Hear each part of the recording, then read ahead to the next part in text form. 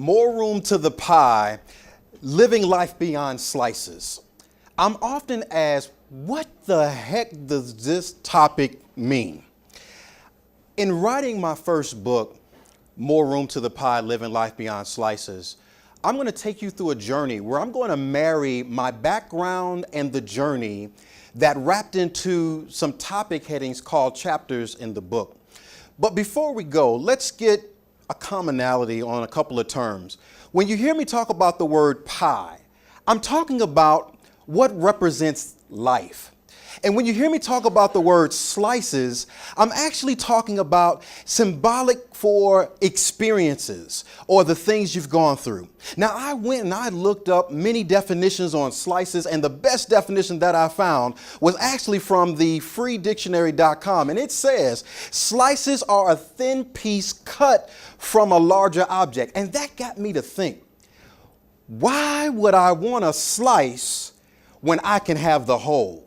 And that actually led me to write this book. Most people look at life half empty or half filled. The whole meaning of the book is, why be half anything? Why not live life to the full until it overflows? One of the chapters in the book, slice versus the whole.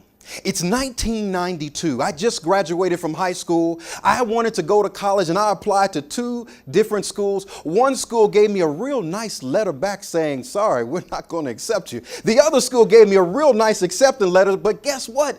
I didn't get enough financial aid and grants and scholarships to cover the actual tuition. This was a slice. I was devastated. What was I going to do?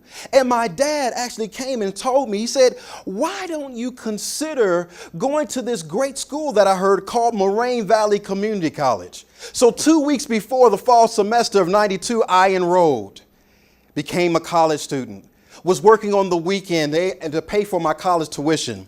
But the beginning of the college experience felt like a slithers, felt like a slice, didn't feel like the whole. But by the time I graduated in 1994 with my associate's degree, the first one in my family to get a college degree, I felt whole. My family felt whole. I no longer felt like a slice.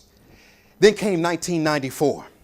DePaul University. I'm a freshman at DePaul University. It's the first time I've ever been at a university of this magnitude. First day of class, I actually am on the platform, and in this chapter, I'm talking about a slice of lies. Everybody that's here today, I want you to do something. I like to be interactive. I want you to repeat these words. Liar, liar, pants on fire. Come on, everybody together. That's how I felt, because as I was coming down the platform, and if you've ever taken public transportation in the city of Chicago, it's a nightmarish experience just coming down the stairs. I'm coming down the stairs, and by the time I get to the last step, a little voice in my head says, you're not going to make it. There's no way you can be successful. This thing is bigger than you. And I stepped back from off that step and said, wait a minute. This is a lie. Liar, liar, pants on fire. Somebody's lying to me right now in my thoughts. This school is not bigger than me. So I stepped off that stair, and I actually confronted the lie by living out day by day. 1997, DePaul University. Now, I applied to be the keynote commencement speaker at DePaul. I was the first African-American male commencement speaker to speak at DePaul University's liberal arts graduation. Both Eli Wiesel and myself both spoke. But what if I had to believe that slice of lie and stepped off of that stair and went back up to the train to go back home to go somewhere else? I would have missed a grand opportunity. 1997. I worked at DePaul University as a manager in the library. I almost became a librarian, believe it or not. But while working at DePaul, I had actually hit a ceiling. John Maxwell calls it the law of the lid, but I actually hit a tipping point where I couldn't grow anymore working at DePaul University. So I left DePaul. Now this slice in the chapter is called the slice of toil and labor. Left DePaul and took a job working at a small office supply company in the city of Chicago in 1997. And I started off in customer service. And I'm telling you, the way the good Lord opens up opportunities, he'll open up a door and you got to run right through it. So I ran and took this opportunity in customer service. And before I knew it, I was in management again. And I'm growing within this company, and 2 years go by, 3 years go by. We're getting all kind of business from around the city. I'm traveling all over the place. And we had a VP position open. So I go to the president and I say, hey, I'd like to actually have this VP position because I had been toiling. I had been laboring. I had been putting in all type of long hours. I had been neglecting family time so that I can understand how this business ran. And then he said these magic words, 7 years from now, maybe you'll have the VP position. I said, what? You may not even be here in 7 years. So here again, I hit another tipping point and hit another ceiling. Slice of toil and labor. And this taught me that life has to be more than just work. We have to have more than 40 years in a watch. We're human beings. And I had devoted so much time and energy and effort, and I made him so much money, and I felt like all my toil and all my labor had gone in vain. So I went and talked to my wife. I said, you know what? I think I could start my own business. 2002. What I've done for him, I think I could replicate it and do it for myself. This is the slice of comparison. So I began with very little money in that slice of comparison window. Started a company called Global Ink and Accessories. And in that moment, I started in my daughter's bedroom, used my parents' garage as a warehouse. Thank God for public storage and U-Haul. Those also became my warehouse facilities. The company is growing. I now have 4 employees. I now have 30 independent contractors. I now have 3 locations. I mean, we're rolling now. I'm feeling good. You know, I'm a kid from the hood. You know, I'm feeling real good. And I'm sitting at a table with some other small business presidents, and we're talking about our journey. We're talking about our story. This chapter about the slice of comparison. And one of the presidents began to talk to me about his journey, and his journey and my journey sounded the same. It sounded, now apples and oranges are both fruit, but they're different. We're sitting next to each other. He tells me about his journey, and he tells me in his first year of business, he did over $300,000 in business. Now I'm looking at this, I'm like, now wait a minute. I started in business too, and it took me a couple years to get over $300,000. How the heck did you do it in 1 year or less? And I was comparing myself to this other president. All those feelings of insecurity and all those feelings of I can't do this start to come on. But then as he continued to talk, he said, oh, and by the way, the company that I started, I got all the business from a company that was going out of business. So in that moment, in that slice of comparison, that slice was me comparing myself to that other person. I learned in this moment that I will no longer compare myself to anybody else because I am beautifully and wonderfully made.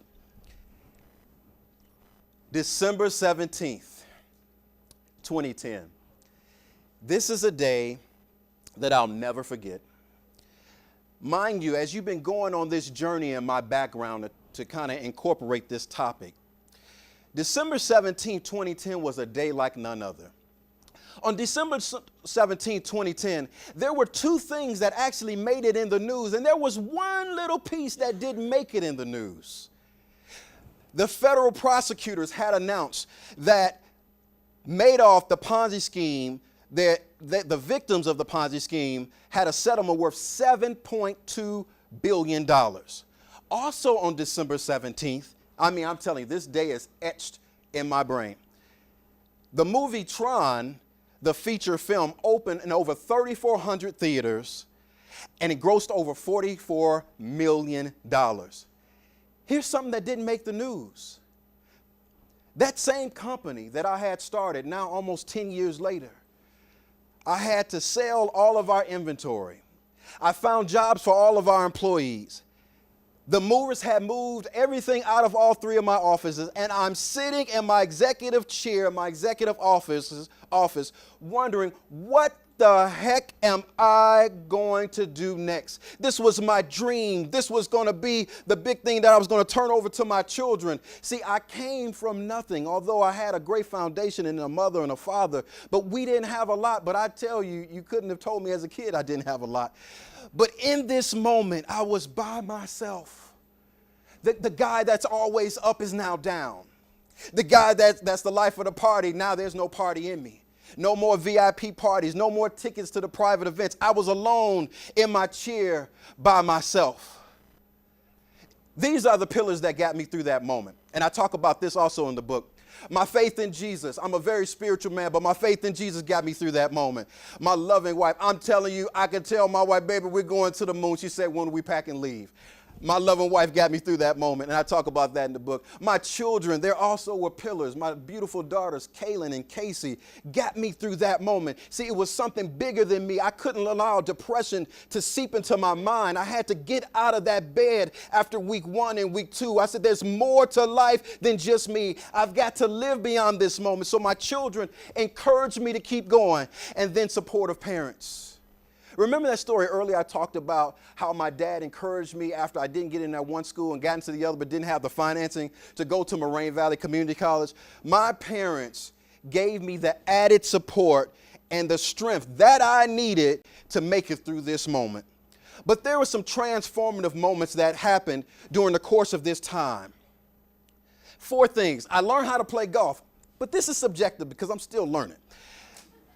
I began acting as a hobby because I said, I can't stay idle in this place. I've got to come out of this place. Now, I didn't have direction. I didn't know which way to go. So I began acting on the side just to do something. And I did a commercial and did a TV pilot and did a feature film and a couple of independent projects. And then I started to volunteer because I said, again, life is bigger than me. I'm going to volunteer at the Workforce Development Center to help people get their GED and get jobs. So I did that because, again, it was bigger than me. And then I began to write. I'm not a big journaler, but I began to write, and my words became sentences, and my sentences became paragraphs, and my paragraphs became chapters, and my chapters turned into the book. More Room to the Pie, Living Life Beyond Slices. Now, here's another chapter that I talk about in the book, and if you don't mind, I'm going to kind of read it, not truly verbatim, but I'm going to kind of read it. And it says this. This is in the chapter that I talk about the slice of regret. And I say, I'm repeating this out loud. I should have sold that business to the company that made me the offer 5 years ago. Today, I would have been a minority stakeholder in a $10 million company. This went on for about an hour. And then my vivacious, sexy wife just said, why are you living life in the rear view mirror of regrets? This not only helped to shape and fashion the last chapter of my book, but this angelic voice helped to shape and fashion my life forever. No longer do I live in regrets. And I wrote different stories and subjects relative to the power of living in regrets in this. Martin Luther King said this: if I can't fly, then run. If I can't run, then walk. If I can't walk, then crawl. But whatever you do, keep moving forward. So here's how I move forward. Because I'm a firm believer, never get stuck in a bad situation. One of the ways that I moved forward was I had to reinvent myself. Not only did I write in my journal, not only did I start the thought process to start writing a book, but I reinvented myself. I went back to school. And as an adult learner, I was looking for learning where I can get in an online format because I'm trying to rebuild my life and get things back going again. So I went back to school. Then after getting that master's degree, then I said, okay, this is not enough. I need to go a little bit further. But I did one more thing that's very important to you coming out of the ashes of life. I went and talked to 3 specific mentors. Mentor number 1, he and I served together on a board. And he said to me, he was the president of Olive Harvey College. His name was Dr. Clyde Alameen. And we're sitting on this board, and I said, hey, Clyde, man, I'm trying to rebuild my life. I'm doing some things. What in the world can I do next? He said these prophetic words: you should consider the community college. I'm like, what the heck? At that time, I didn't even have my master's degree. What in the world am I going to do at a community college? I'm not ready to teach. He said, you're missing it. You should go into workforce and economic development. With your business acumen and your history working higher ed, you would be perfect. I said, all right. So then I went and talked to another mentor, back at DePaul University. So that's why it's very important. If I'm talking to students, it's very important not to burn those bridges along the way. I went and talked to some of the mentors that had mentored me back at DePaul when I was in management. I said, hey, I'm in transition. What do you think I should do? And again, another prophetic voice spoke and said, you should consider the community college. Now, wait a minute. I said, now, I'm a pretty smart brick, but it doesn't take the brightest brick in the building to figure out. I've heard it, one person say community college. About a week or two later, somebody else who doesn't know that say the community college. And then I went back home and I was talking to my wife. And I said, hey, here is where I am. I don't know quite what direction I'm going to go. She said, have you considered working in the what? Little bit louder. The community college. I said, wait a minute. Light bulb came on. So 3 things I want you as an audience that are here and those that are watching to do. What's your slice? What's holding you back? 3 things that you have desired to do that maybe you've not done. Do this and adopt this phrase.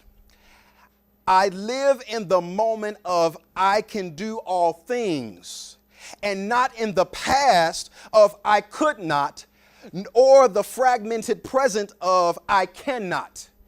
See, life is very subjective. It's always how you see it. And those are some of the things that I talk about in my book.